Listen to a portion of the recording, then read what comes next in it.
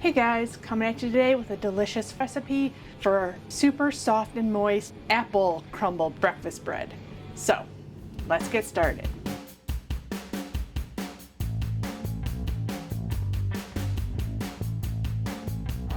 Hey everyone, welcome back. If you're new here, thanks for joining me. My name's Alycia. I'm a pastry chef with a sweet tooth, and now I own a keto gluten-free bakery. And I'm here to show you all the tips and tricks on how to make the best recipes possible. So if you enjoy my recipes, please hit the subscribe button down there, give the video a thumbs up, leave me comments, share with all your friends and family. It all helps me, my bakery, my channel grow and bring you new recipes every Saturday. Today, a yummy cinnamon apple bread. It is so delicious and pretty simple to throw together. Took me a while to figure out this recipe because I was trying to convert my cinnamon crumble coffee cake, which I love that recipe, into a bread loaf. But when you put things in our baked goods, a lot of times they sink if they don't have the right ratio of liquid and flours and stuff to it. So it took a couple of tries to get this, but I ended up altering my lemon loaf recipe to make an apple cinnamon breakfast bread. So we are going to use Chayote squash in this recipe, and it's easiest to use it after you just freeze it and thaw it because it's already soft from the ice crystals breaking down the squash in the freezer. So it's much easier to do it that way. You can also just, if you have it fresh, chop it up, saute it in a little bit of butter or something to get it soft and get all the liquid out of it. But I did mess with the recipe a little bit to see about using regular apples. And I have learned a lot about nutrition labels since I started using my Recipal app, which gives me a nutrition label for all my baked goods. I put in 6 ounces of Chayote squash and it's 2 grams of net carbs per a 1/12 of the bread.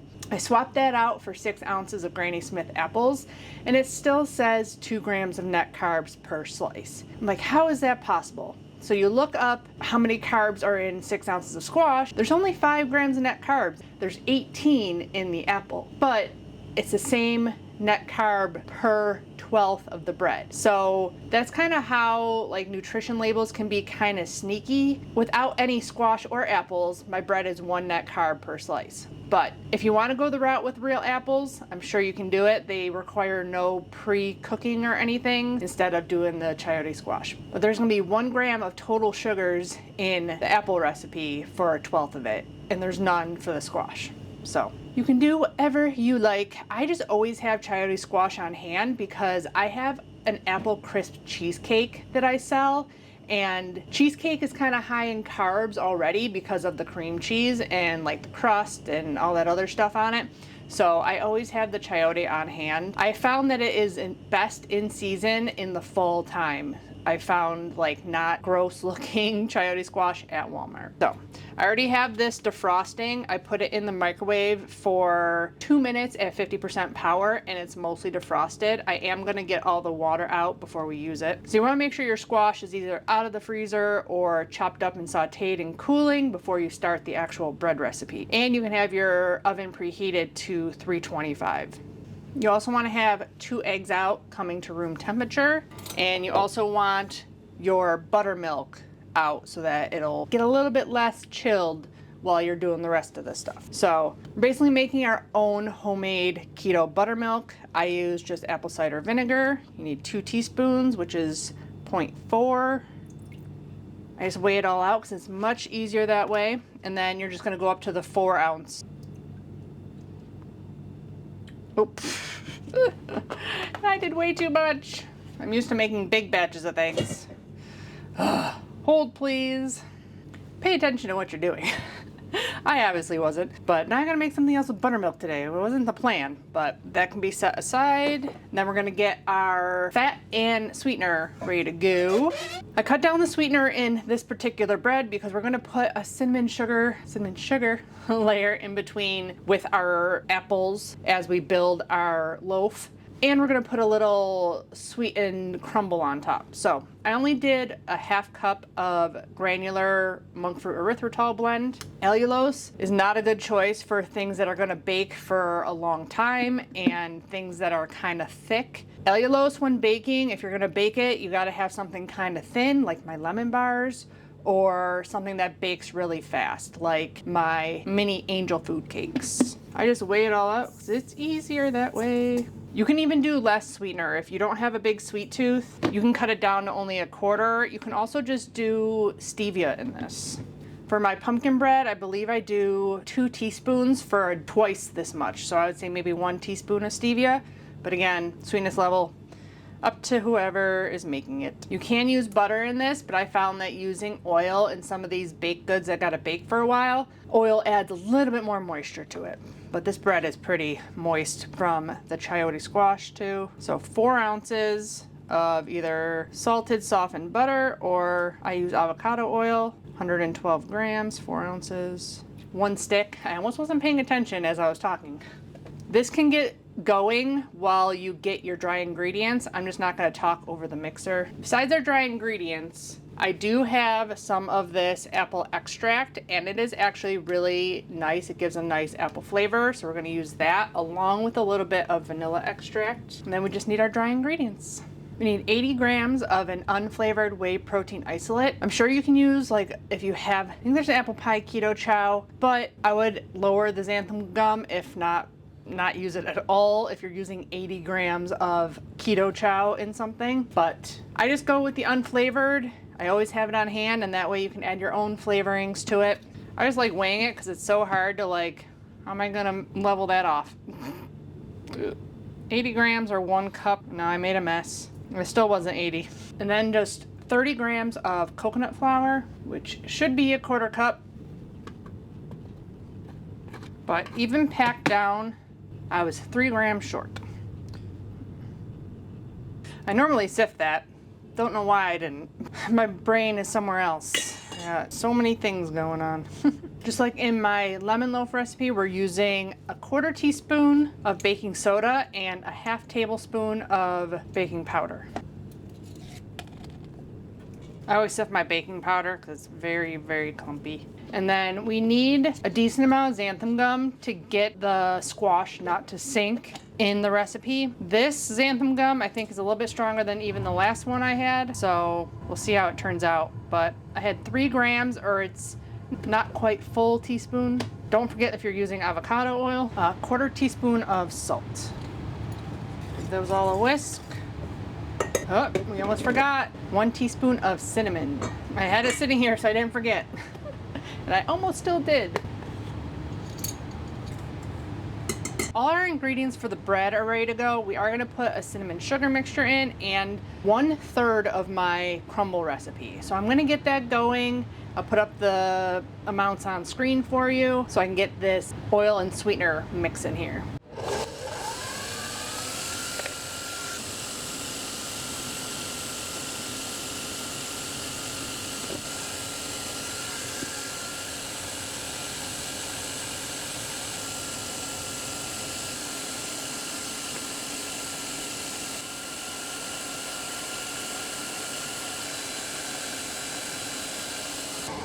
Stop and scrape this down a little bit. Add in 1 teaspoon of apple extract and 1/2 teaspoon of vanilla. I'm gonna crack my eggs into a different container just so I don't get shells in there. Gonna add that, then alternate the wet and dry ingredients, and then we gotta get our pan ready and layer it all together.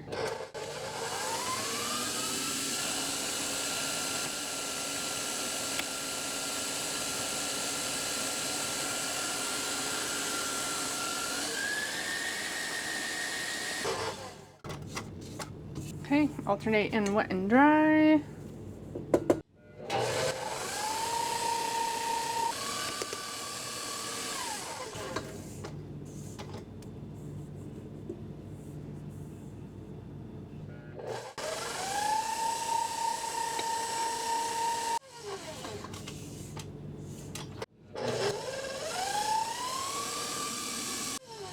Should be very thick.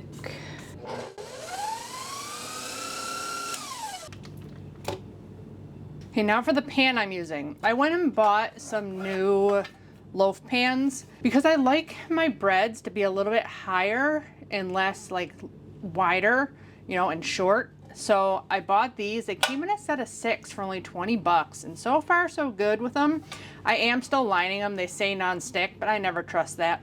So I'm gonna line this real quick and we'll get everything into the pan. So I've been doing this a new way, which is a little bit easier than doing like 2 pieces, one going that way, one going that way. So I use a quarter, well, it'd probably be a half for you, but this is a quarter of a big sheet of parchment for me. And then I cut into each corner. You can kind of use the pan as a guide, but I kind of just wing it. Thanks to a lovely subscriber, I'm saving some money on the aerosol or whatever oil sprayers. And I just set it right down in there, and the corners usually fold themselves if you cut it enough, which I didn't really cut it enough. Gotta cut it smaller. This needs to go in more. Figures I do it fine every other time I do it, but then I'm on camera and I don't do it. How it usually works. There we go. Now it's going down in there itself. It wasn't pretty, but I got there. Give this a mix. Make sure you're all down in the bottom. I normally would kind of measure this out, but I'm just gonna do a small layer in the bottom. Maybe a third of the batter.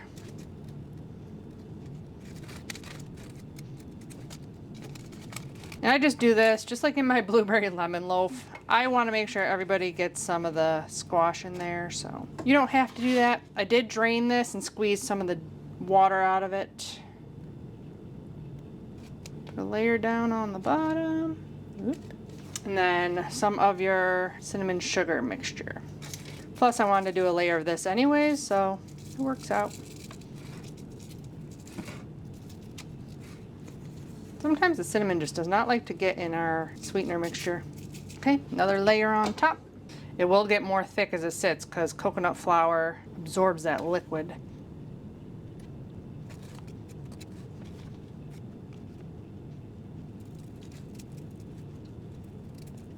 You can do however many layers you like. I'm gonna do 3 this time. I only did 2 last time, but it's because I used less squash. I think I'll be able to do 3 this time. Some of you may have gotten this in your bakery surprise box already. Okay, most of your squash, you can save a little bit for the top. The rest of your cinnamon sugar. First time I did this, I cooked the squash with allulose and cinnamon, and it was just way too wet with the allulose. I wish we could use allulose for everything.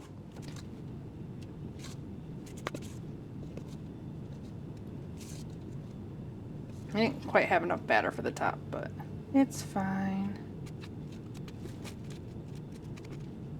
Okay, I'm gonna throw my 2 tablespoons of butter in to melt to make my crumble topping. I've said it in multiple videos, but my oat fiber has been different absorbencies since my original recipe that I did a crumble on, which was my strawberry rhubarb crisp. So I always say just add enough butter to make a crumble. Don't add it all at once because you want a crumbly consistency. Might have been too much cinnamon in there. I kind of messed up that part. So yours might be a little bit lighter than this, but there you go. Crumbly.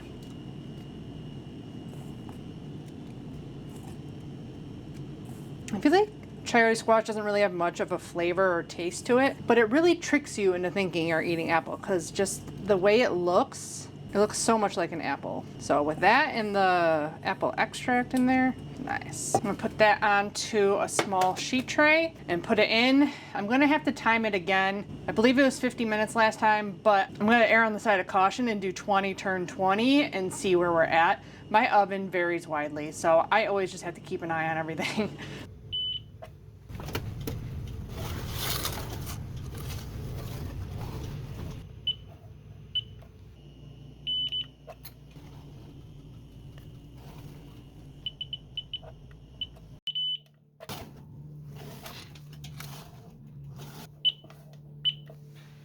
Okay, as you saw there, It's been 50 minutes.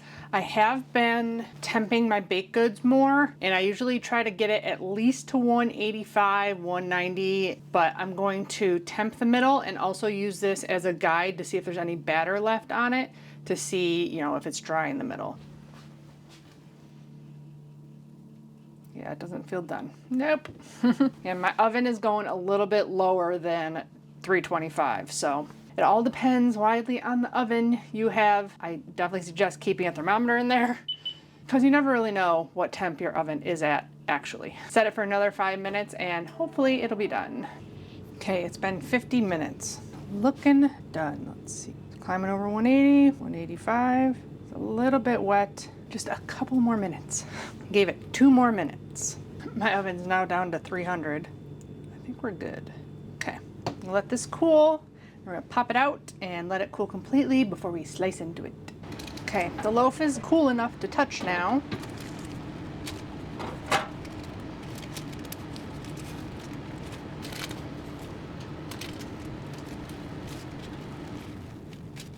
Cool a little bit longer and then we can slice it.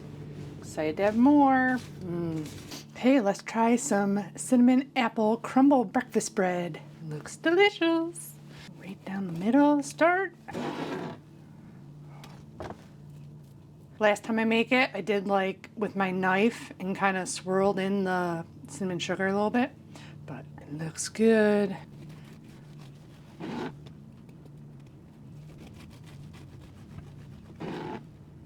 And of course, a train. I always try to do the end pieces a little bit thicker because it's not quite as tall. It's super soft and moist.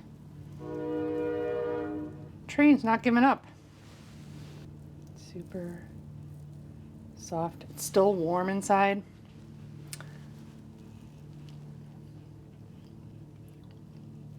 Sweet cinnamon and apple. It's delicious. This is best warm. Toast in the toaster oven. A little bit of butter. Even though the squash is like cooked, it still has like a little bit of a crunch to it. So it gives it a little bit of nice texture with all the soft breadiness. Super delicious. I'll put up the nutrition facts. You get 12 slices and it's a pretty big slice of breakfast bread. And would be delicious with some Granny Smith apples in there. Or you can also replace some of the milk with some apple cider, or you can replace all of it with some apple cider to give a little bit more apple flavor in there. Be delicious. So I hope you guys enjoyed this recipe and try it out for yourself. If cinnamon and apples are your thing, you definitely will enjoy this delicious, soft, moist apple crumble bread. Perfect for the holidays. Don't forget to check out my Amazon shop page. The link is down in the description box below, along with the blog link to the full recipe. Give the video a thumbs up if you enjoyed it. Subscribe if you haven't already. And as always, I'll be back with more keto, low carb, healthy meals, desserts, and snack recipes. Bye guys. Happy keto baking.